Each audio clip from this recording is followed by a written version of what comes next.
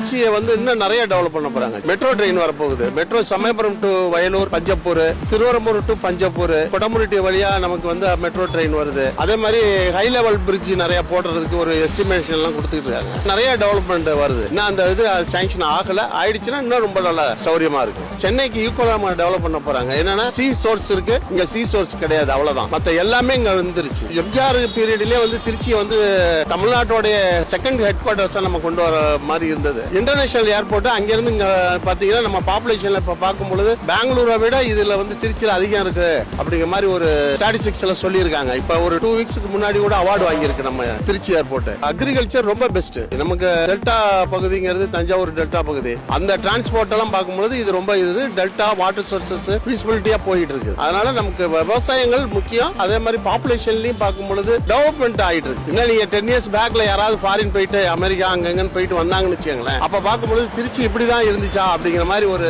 கண்டிப்பா நிறைய மாற்றங்கள் இருக்கும்.